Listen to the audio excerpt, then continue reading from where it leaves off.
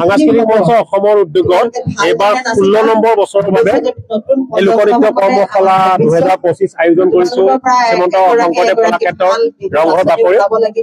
এই কৰ্মশালাখনে আজি 1 এপ্ৰিলৰ পৰা আৰম্ভ হৈছে 8 এপ্ৰিলত শেষ হ'ব আৰু কৰ্মশালাখনে আমি বিহু নাচ, বিহু বাদ্য, বিহু নাম শিকাম আৰু কৰ্মশালাখনত প্ৰশিক্ষক প্ৰশিক্ষিকা ৰূপে মুখ্যতঃ বিহু সম্ৰাজ্ঞী 4 গৰাকী থাকিব।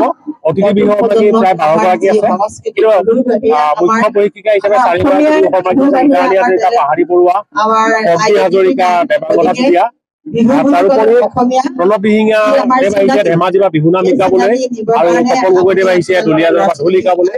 প্ৰায় 30 জনীয়া আমাৰ এটা প্ৰশিক্ষক প্ৰশিক্ষিকা 500 ল'ৰা ছোৱালীক আমি 8 দিনত ইয়াত বিহু নাচ শিকাম আৰু 8 তাৰিখে আমাৰ সামৰণি অনুষ্ঠানটো ইয়াত ৰংঘৰ বাকৰিতে হ'ব আৰু এই সামৰণি অনুষ্ঠানৰ লগত সংগতি ৰাখি আমি বৰমধুৰী শিল্পী বঁটা এবাৰ আমি শ্ৰদ্ধাৰ শিল্পী নীলকান্ত বৰাদেৱক প্ৰদান কৰিম। আমি 6 বছৰৰ পৰা একদম ওপৰত কোনো সীমা নাই, কাৰণ বিহু সকলোৱে নাচিব পাৰে, সকলোৱে তেজত থাকে যে 6 বছৰৰ পৰা একদম ওপৰৰ যিমানে ইচ্ছা কৰে সকলোৱে শিকিব পাৰিব। আমি এই 15 বছৰ প্ৰায় 8,000 শিকালো।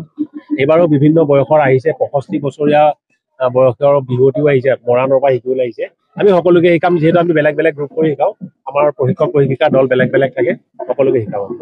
আমাৰ এটা ভৰ্তি মাচুল এটা আছে, আমি ভৰ্তি মাচুল আমি 1200 টকাকে লওঁ। যিহেতু আমাৰ 30 জনীয়া এটা প্ৰশিক্ষক প্ৰশিক্ষিকাৰ গ্ৰুপ থাকে, আমাৰ খৰচা বহুত, গতিকে আমি ভৰ্তি মাচুল লৈয়ে কৰোঁ, আমি বিনামূলীয়া নকৰোঁ।